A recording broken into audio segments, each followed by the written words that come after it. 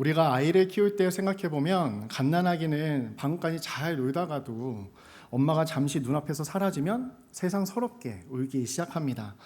아직 아이에게는 보이지 않아도 엄마가 함께 있다라는 믿음이 없기 때문입니다.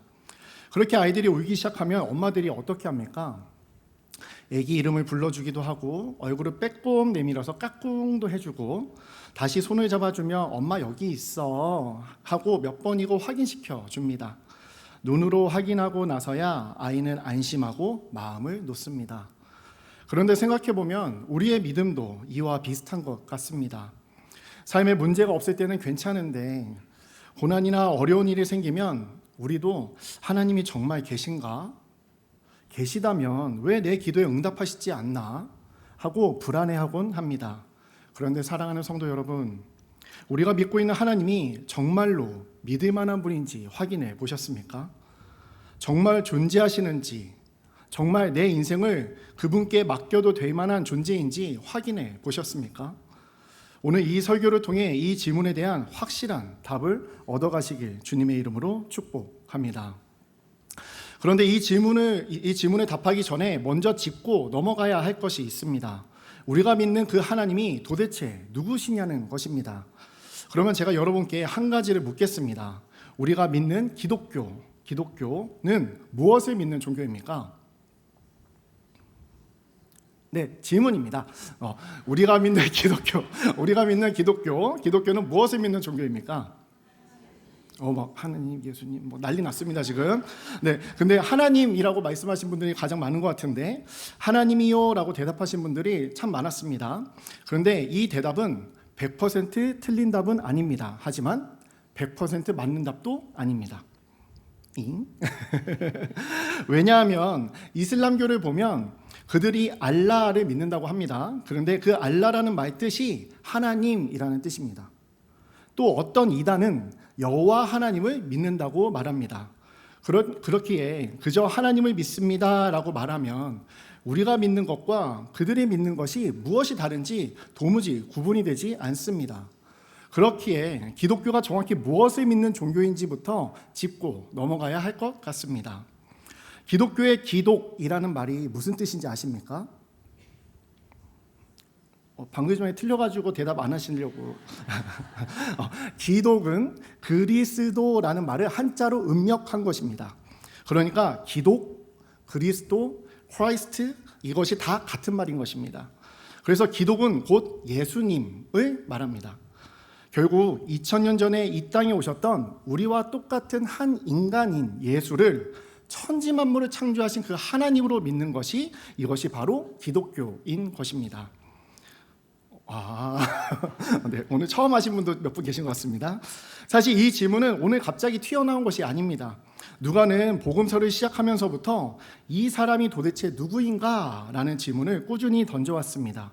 예수님이 중풍병자를 향해 너의 죄가 사하여졌다 라고 하시자 곁에서 지켜보던 종교 지도자들은 하나님 외에 도대체 누가 죄를 사할 수 있단 말인가? 라며 수군거리기 시작했습니다. 또 예수님이 풍랑이는 바다를 향해 잠잠하라 명하시자 제자들은 그가 누구이기에 바람과 물의 명함에 순종하는가? 라며 말했습니다. 이렇게 복음서 내내 이어져 오던 이 질문이 오늘 본문에서 절정을 이루게 된 것입니다. 분봉왕 헤롯이 예수님의 소문을 듣고 심히 당황하여 이 사람이 누군가 하며 예수님을 한번 보고자 합니다. 그리고 마침내 예수님께서 제자들을 향해 물으십니다. 너희는 나를 누구라 하느냐? 바로 이 질문이 기독교 신앙의 첫 스타트, 기독론입니다. 예수님이 정말 하나님이 맞는가 하는 질문인 것입니다. 이 말씀을 조금 더 쉽게 이해하시도록 제가 예를 들어서 말씀드려 보겠습니다. 예입니다. 사랑하는 성도 여러분, 사실 제가 하나님입니다. 지금 성화에서 그러면 여러분은 저를 하나님으로 믿으실 수 있겠습니까? 절대 믿으시면 안 됩니다. 절대 믿으시면 안 됩니다. 그러면 제가 물을 가져다가 기도합니다. 포도주가 되어라. 포도주가 됐습니다. 그리고 우리가 예배를 끝나고 식당에 내려가는데 때마침 밥이 안 된 겁니다. 그래서 제가 햇반 하나 사다가 기도합니다. 많아지게 해주세요. 그랬더니 우리 성도님들이 밥을 다 드시고 12광주리가 남을 정도로 밥이 남았습니다. 그러면 이제 저를 하나님으로 믿으실 수 있겠습니까? 아직 안 됩니까? 조금 서운합니다. 네. 그러면 식사 후에 한강에 가서 함께 물 위를 걸어서 찰랑거리는 물 위를 걸어서 용산까지 함께 걸어갔습니다. 그러니까 이제 슬슬 믿으실 것 같다는 눈빛들이 몇 분 보이시는 것 같습니다. 마지막으로 하이라이트입니다. 저기 병원 장례식장에 가서 죽은 지 사흘 된 시체에게 제가 기도를 합니다. 일어나라. 그랬더니 시신이 붕대를 풀고 자기가 일어났습니다. 그러면 여러분은 저를 이제 하나님으로 믿으실 수 있겠습니까? 네, 감사합니다. 사랑하는 성도 여러분, 제가 지금까지 말씀드린 일들 모두 예수님께서 친히 행하셨던 일들입니다. 그런데도 사람들은 이 놀라운 일들을 다 보고도 예수님을 하나님으로 믿지 못했습니다. 한 인간을 창조주 하나님으로 믿는다는 것, 이것은 상식 밖의 일이고 결코 쉬운 일이 아니기 때문입니다. 그렇다면 우리는 기독교 신앙의 시작, 기독론, 우리와 똑같은 한 사람에 불과한 인간 예수를 어떻게 하나님으로 믿을 수 있는지 함께 살펴보고자 합니다. 기독교의 첫 스타트, 예수님을 하나님으로 믿으려면 첫 번째, 우리는 이전의 지식의 틀을 내려놓아야 합니다. 우리는 이전의 지식의 틀을 내려놓아야 합니다. 먼저 본문 9절 함께 읽도록 하겠습니다. 시작.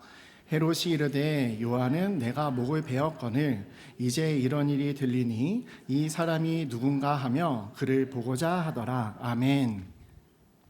오늘 본문의 첫 장면에 갈릴리를 다스리던 분봉왕 헤롯이 등장합니다. 병든 자가 낫고 귀신이 쫓겨나고 심지어 죽은 자도 살려냈다는 예수님의 소문을 듣고 헤롯은 심히 당황합니다. 그리고 자기 나름대로 이해를 해보려고 애를 씁니다. 죽은 요한이 살아난 건가? 엘리야인가? 옛 선지자 가운데 하나인가? 그런데 침례 요한은 자기가 직접 죽였기에 요한일 리가 없고 엘리야도 또 옛 선지자도 그 어느 것 하나 그가 아는 지식에 딱 들어맞는 것이 없는 겁니다. 그래서 헤롯은 결국 이 사람이 누군가 하며 예수님을 한번 보고자 합니다. 본문 7절에 심히 당황하니 라는 말이 원어로는 디아포레오라는 단어입니다. 완전히 라는 뜻과 길이 없다 라는 뜻이 합쳐진 말로 아무리 애를 써도 뚫고 나갈 길이 도무지 보이지 않는 막다른 상태를 의미합니다. 헤롯은 지금 자기가 가진 지식을 총동원하고 있습니다. 하지만 헤롯의 지식으로는 예수님께 이르는 길이 도무지 닿지를 않는 겁니다. 이처럼 우리의 지식만으로 하나님을 이해하려 하면 결국 막다른 길에 부딪히게 됩니다. 우리나라 초대 문화부 장관을 지냈고 100권이 훨씬 넘는 책을 써낸 한국 최고의 지성이라 불리던 이어령 선생님이란 분이 계십니다. 이분은 평생을 오직 이성과 지성으로 사셨습니다. 세상 모든 것을 자기 머리로 이해하고 설명할 수 있다고 믿었고 스스로 무신론자임을 자처하셨습니다. 신이란 인간의 이성으로 증명되지 않으니 믿을 수 없다는 것이었습니다. 그런데 이 거인과 같은 지성이 마침내 무릎을 꿇는 일이 벌어집니다. 사랑하는 딸이 두 눈의 시력을 잃어가는 고통 앞에 서게 된 것입니다. 그 딸의 눈을 위해서라면 무엇이든 해주고 싶었지만 평생 그가 떠받쳐온 인간의 이성과 지성으로는 아무것도 할 수 있는 것이 없었습니다. 지성의 한계 앞에서 그는 비로소 자기 지성으로는 결코 닿을 수 없는 세계가 있다는 것을 깨닫습니다. 결국 70이 넘는 나이에 예수님을 믿고 지성에서 영성으로 라는 책을 쓰게 됩니다. 인간의 이성이 도달할 수 있는 가장 높은 곳에 서 있던 사람조차 그 지성만으로는 끝내 하나님께 이를 수 없었던 것입니다. 사랑하는 성도 여러분, 지식이 나쁜 것은 아닙니다. 배우는 것도 귀하고 성경을 아는 것도 참으로 귀합니다. 그러나 문제는 내가 아는 만큼만, 내가 이해할 수 있는 만큼만 예수님을 인정하려 할 때입니다. 저도 사역을 하다 보면 자신이 알고 있는 성경과 지식의 틀 안에서만 믿음을 가지려 하는 분들을 만날 때가 있습니다. 그렇게 되면 우리는 딱 그 크기만큼만 예수님을 알게 됩니다. 교회를 오래 다니고 성경 지식이 아무리 많아도 예수님을 내가 이해할 수 있는 크기로만 가두어 버린다면 우리도 헤롯처럼 예수님을 구경만 하다 끝날 수 있습니다. 이러한 중심은 특히 고난의 순간에 드러납니다. 우리는 살다가 감당하기 힘든 어려움이 닥치면 자꾸만 묻곤 합니다. 도대체 왜 이런 일이 나에게 일어난 것일까? 하나님이 계시다면 어떻게 이러실 수 있는가? 아무리 머리로 이해해보려 하지만 도무지 답이 나오지 않을 때가 있습니다.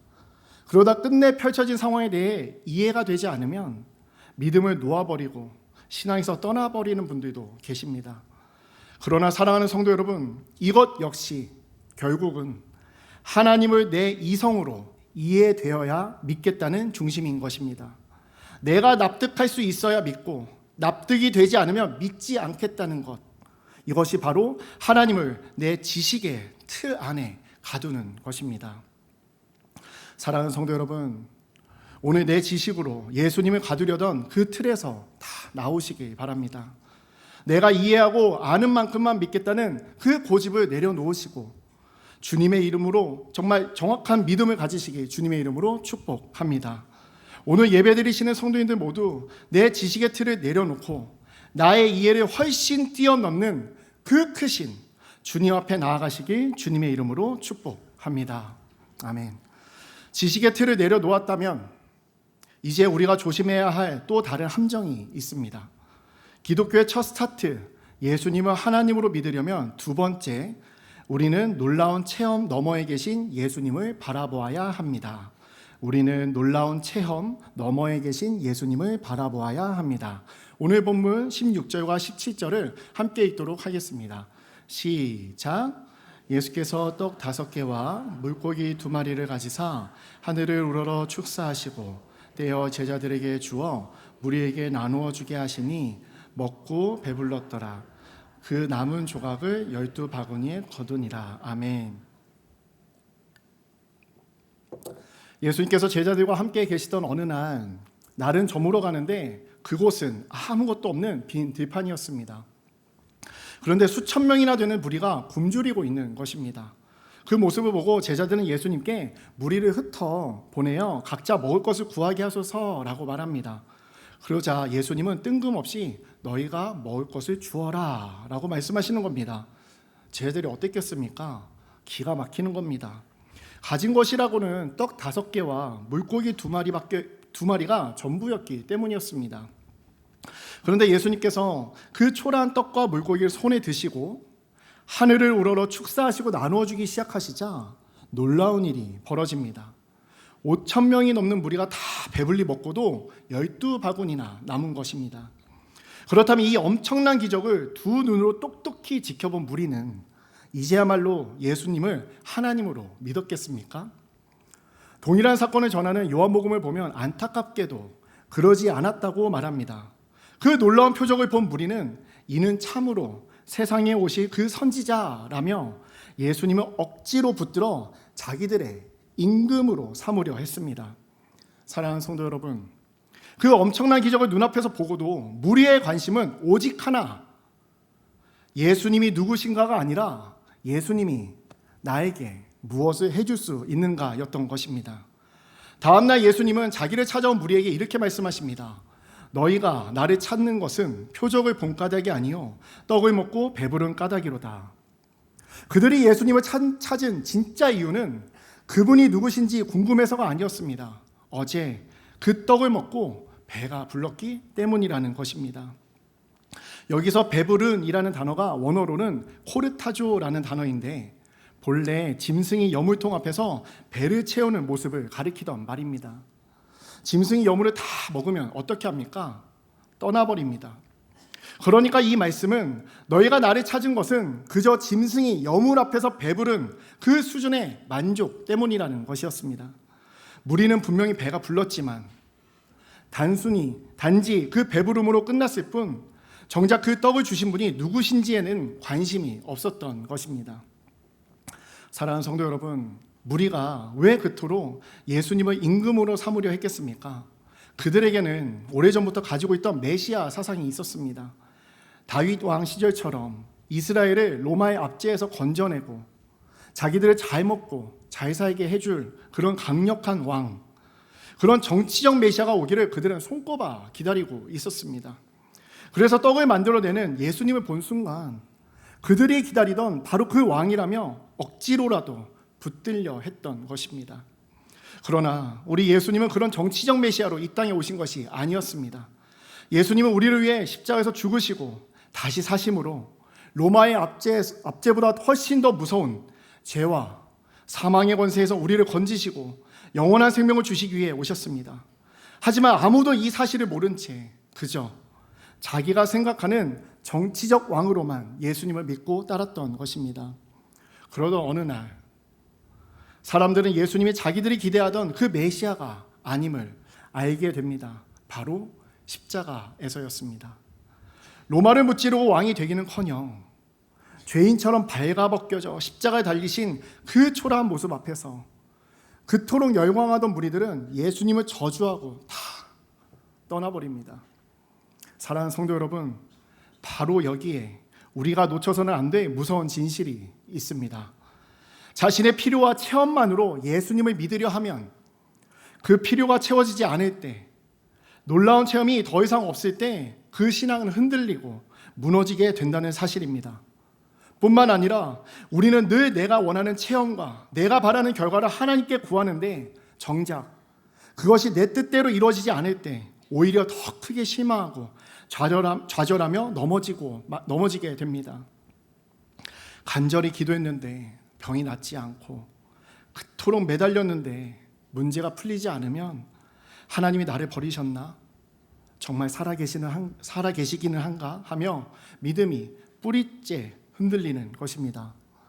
예수님께서 수많은 기적을 베푸셨는데 사람들은 왜 그것을 다 보고도 예수님을 하나님으로 믿지 못했겠습니까? 단순히 기적을 일으켰다 해서 그것이 천지만물을 창조한 하나님이심을 증명하지는 못하기 때문입니다. 타 종교도 기적과 체험은 있습니다. 또 기적과 체험만으로 예수님을 믿으면 자꾸만 이분이 누구신가 보다 이분이 나에게 어떤 도움이 되는가를 먼저 생각하게 되기 때문입니다. 병을 고쳐주니 좋고 문제를 풀어주니 좋고 배를 불려주니 좋은 겁니다. 그러다 보면 어느새 예수님을 그저 내 필요를 채워주는 능력자, 내 문제를 해결해주는 해결사 정도로만 붙들게 되는 것입니다. 사랑하는 성도 여러분, 맞습니다. 하나님께 은혜와 역사하심을 구하는 것은 귀한 믿음 맞습니다. 주님은 지금도 우리의 기도에 응답하시며 역사하고 계십니다.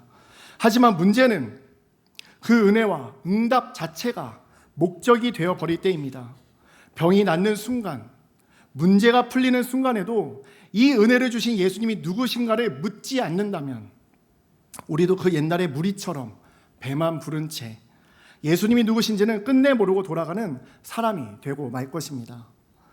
은혜는 도착점이 아니라 그 은혜를 베푸신 예수님을 가리키는 손가락입니다. 손가락만 보다가 정작 그것을 가리키는 분을 놓쳐서는 안 됩니다. 오늘 예배드리시는 성도님들 모두 하나님께서 주시는 은혜와 응답에 감사하되 그 체험에만 머물지 마시고 그 너머에 계신 예수님, 그분이 정말 누구신지를 바라보는 성도님들이 되시길 주님의 이름으로 축복합니다. 지식의 틀을 내려놓고 체험 너머를 바라보았다면 이제 우리는 예수님과 하나님으로 붙들 수 있는 결정적인 근거 앞에 서게 됩니다. 기독교의 첫 스타트, 예수님을 하나님으로 믿으려면 세 번째, 우리는 부활 안에서 그분을 하나님의 그리스도로 붙들어야 합니다. 우리는 부활 안에서 그분을 하나님의 그리스도로 붙들어야 합니다. 오늘 본문 20절을 다 함께 읽겠습니다. 시작. 예수께서 이르시되 너희는 나를 누구라 하느냐? 베드로가 대답하여 이르되 하나님의 그리스도시니이다 하니. 아멘. 예수님께서 사람들이 자신을 누구라고 하는지 물으십니다. 그러자 어떤 이는 침례 요한, 어떤 이는 엘리야, 어떤 이는 옛 선지자 중에 한 사람이 살아난 것이라 한다고 제자들이 대답합니다. 이처럼 세상은 여전히 예수님을 자기가 아는 틀 안에서 생각합니다. 그러자 예수님이 갑자기 제자들에게 물으십니다. 너희는 나를 누구라 하느냐? 세상이 뭐라 하든 너희는 나를 누구라 생각하느냐고 물으시는 겁니다. 그때 베드로가 대답합니다. 하나님의 그리스도시니이다. 아멘. 사랑하는 성도 여러분, 마침내 우리가 서론에서 나눈 그 기독, 곧 그리스도라는 고백이 베드로의 입을 통해 처음 나오게 됩니다. 당신은 선지자도 아니고 단순한 스승도 아니고 하나님께서 보내신 그리스도라는 고백인 것입니다. 그런데 참으로 놀라운 것은 이렇게 위대한 고백을 한 베드로조차 그 고백이 정작 무엇을 뜻하는지는 정확히 알지 못했습니다. 베드로가 생각한 그리스도는 여전히 영광스러운 이 땅의 왕의 모습이었던 것입니다. 그래서 예수님은 곧바로 그 불완전한 고백을 온전히 완성시켜 주십니다. 바로 다음 절인 22절입니다. 함께 읽겠습니다. 시작. 이르시되 인자가 많은 고난을 받고 장로들과 대제사장들과 서기관들에게 버림받으여 죽임을 당하고 제3일에 살아나야 하리라 하시고 아멘. 사랑하는 성도 여러분, 예수님이 하나님의 그리스도이심을 증명하는 결정적인 증거가 바로 여기 이 말씀 안에 있습니다. 어느 날 예수님께 종교 지도자들이 찾아옵니다. 그리고 당신을 하나님으로 믿을 수 있는 표적을 보여달라고 요청을 합니다. 그러자 예수님은 내가 너희들에게 보여줄 표적은 오직 하나, 요나의 표적밖에 없다고 말씀해 주십니다. 요나가 사흘 동안 물고기 뱃속에 있다가 다시 살아나온 것처럼 자신도 십자가에서 죽으시고 사흘 만에 다시 살아나시겠다는 것입니다. 오직 이 요나의 표적, 부활의 표적으로만 자신을 하나님으로 믿을 수 있다고 말씀해 주신 것입니다. 그리고 이제 베드로의 고백 앞에서 바로 그 부활을 친히 예고해 주신 것입니다. 예수를 그리스도, 하나님으로 믿을 수 있는 증거는 어떤 느낌이나 감정 체험이 아니라 십자가에서 죽으시고 사흘 만에 다시 살아나신 오직 부활 사건인 것입니다.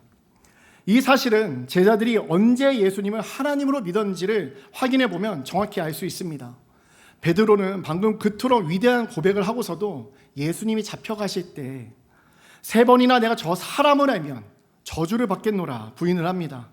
끝까지 하나님이라는 표현을 쓰질 않습니다. 또 다른 제자들도 모두 도망쳤습니다. 왜 도망쳤겠습니까? 제자들이 생각했던 그리스도는 정치적 왕이었지 십자가에 달려 죽으시는 하나님은 아니었기 때문이었습니다. 결국 예수님을 하나님으로는 믿지 못했던 것입니다. 그러나 이 제자들이 완전히 달라지는 순간이 찾아옵니다. 바로 부활하신 예수를 만난 겁니다. 분명히 죽으셨던 예수님이 다시 살아나셔서 자기들 앞에 찾아오신 이후 제자들은 이제 목숨을 걸고 예수님이 하나님이시라고 전하는 사람으로 완전히 바뀌게 되었습니다. 무엇이 제자들을 이토록 바꾸어 놓았습니까? 무엇이 한 인간 예수를 천지만물을 창조하신 하나님으로 믿게 만들었습니까? 바로 부활이었습니다. 제자들조차도 이 부활을 직접 확인하고 나서야 비로소 예수님을 하나님으로 믿고 붙들 수 있었던 것입니다.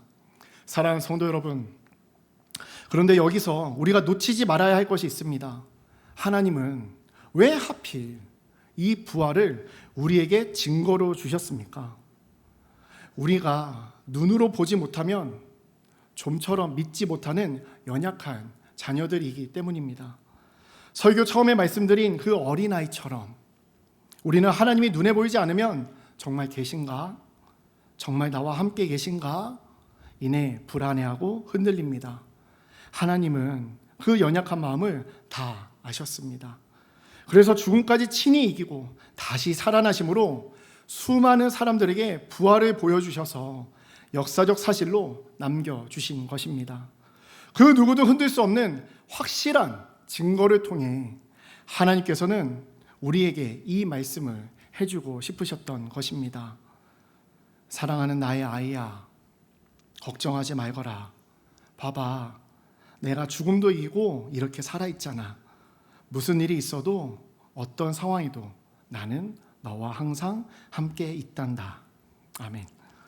부활은 결코 흔들리지 않는 증거로 우리와 함께 하심을 알려주기 원하셨던 하나님의 사랑인 것입니다. 피아 워십 찬양팀의 리더 이동선 목사님이란 분이 계십니다. 이분은 평생을 하나님을 예배하고 찬양하며 헌신해온 사역자였습니다. 그러던 어느 날 뇌출혈로 쓰러지게 됩니다. 의식을 잃은 지 이틀 만에 겨우 깨어났지만 그 후유증으로 후각과 미각을 완전히 잃어버렸고 한쪽 귀는 소리조차 잘 들리지 않게 되었습니다. 찬양 사역자에게 이보다 더 가혹한 일이 어디 있겠습니까? 목사님은 이 상황이 도무지 이해가 되지 않는 겁니다. 지금까지 하나님을 위해 예배하고 헌신하며 살아왔는데 도대체 왜 이런 일이 일어났을까? 그의 이성과 지식으로는 도저히 헤아릴 수 없는 하나님이었습니다. 그래서 그는 이 병을 고쳐달라고 간절히 기도했습니다. 하지만 어떠한 역사도 일어나지 않는 겁니다. 잃어버린 미각도 후각도 청각도 끝내 돌아오지 않았습니다. 그런데 그 응답 없는 절망의 자리에서 목사님에게 한 가지 마음이 부어지는 겁니다. 비록 내가 이 상황을 다 이해하지는 못해도, 내가 그토록 바라던 병 고침이 끝내 없다 하더라도 십자가에서 죽으시고 부활하셔서 지금도 살아계신 예수님이 나와 함께 계시고 나와 함께 끝까지 승리하며 나아가기를 원하신다는 사실이었습니다. 그 마음의 고백을 담은 찬양곡이 바로 나는 일어섭니다 라는 곡입니다. 부활하신 예수님이 제자들에게 나타나셨을 때 그토록 의심하던 제자 도마도 예수님 앞에 엎드려 이러한 고백을 합니다. 나의 주님이시요 나의 하나님이시니이다. 사랑하는 성도 여러분, 바로 이것이 오늘 우리의 고백이 되길 소망합니다. 그리고 이 부활의 주님이 바로 지금 여기 계신 우리 한 사람에게 똑같이 말씀하십니다. 감당할 수 없는 고난이 밀려와 앞이 캄캄할 때에도, 외롭고 힘들어서 이 세상이 나 혼자인 것만 같을 때에도, 하나님이 정말 계신지 의심이 들어와 흔들릴 때에도 죽음을 이기신 그 창조주 하나님이 사랑하는 나의 아이야, 내가 너와 함께하고 있단다 라고 하시며 우리를 붙들고 계시다는 것입니다. 세상에 이보다 더 큰 위로가 어디 있습니까? 오늘 예배드리시는 성도님들 모두 부활하신 예수님을 나의 주님이시오 나의 하나님으로 고백하며 그 임마누엘의 능력으로 어떤 문제 앞에서도 능히 이기며 살아가시는 성도님들 되시기 주님의 이름으로 축복합니다. 사랑하는 성도 여러분, 오늘 우리는 너희는 나를 누구라 하느냐라는 예수님의 질문 앞에 함께 서 있습니다. 혹시 예수님을 내 이성과 경험이 납득하는 만큼만 인정하는 정도에 머물러 계시지는 않습니까? 혹시 예수님을 내 필요를 채워주실 때에만 찾는 그런 분으로 여기고 계시지는 않습니까? 그러나 예수님이 정말 부활하셨다면 그 예수님은 천지 만물을 창조한 하나님이시고 우리의 모든 상황 가운데 구원을 베푸실 전능자이신 줄 믿습니다. 그 예수님이 우리와 항상 함께 하시는 줄 믿습니다. 오늘 예수님께서 2000년 전 제자들에게 물으셨던 그 질문처럼 지금 이 자리에서 우리에게 물으십니다. 너희는 나를 누구라 하느냐? 오늘 우리 모두가 베드로처럼 도마처럼 주는 하나님의 그리스도시요 나의 주님이시요 나의 하나님이십니다 라고 온 마음으로 고백하는 귀한 성도님들 되시길 주님의 이름으로 축복합니다.